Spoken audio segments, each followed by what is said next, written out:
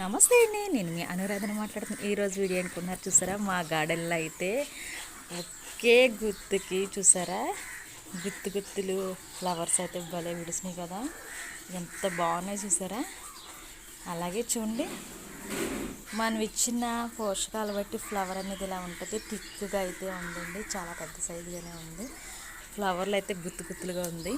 చూడండి ఎంత క్యూట్గా ఉన్నాయి కదండి, చాలా బాగుందండి. పక్కనే దానం చెట్టు వచ్చేసింది. అంతా నేను ప్రూలింగ్ చేస్తాను మొక్క అంతానే, అందుకని ఇంత అందంగా పూసిన రెడ్ కలర్ అండి, చాలా థిక్ రెడ్గా ఉంది. మనం పూలని ఇలా గుత్తులు గుత్తులు విడుస్తుందండి, చాలా బాగా పూసినాయి. అసలు నిజంగానే ఎంత బాగున్నాయి చూసావా. ఈ హైబ్రిడ్ కదండి, దేశపల్లి. చూడండి ఎంత బాగున్నాయో కలర్ అయితే. ఇలాంటివి చూపిస్తుంటాను, మా ఛానల్ ఫాలో అవుతూ ఉండండి. మా ఛానల్ కానీ నా వీడియో కనుక నచ్చినా లైక్ చేయండి, షేర్ చేయండి, మా ఛానల్ సపోర్ట్ చేయండి. ఇలాంటి మంచి వీడియో పెడుతుంటే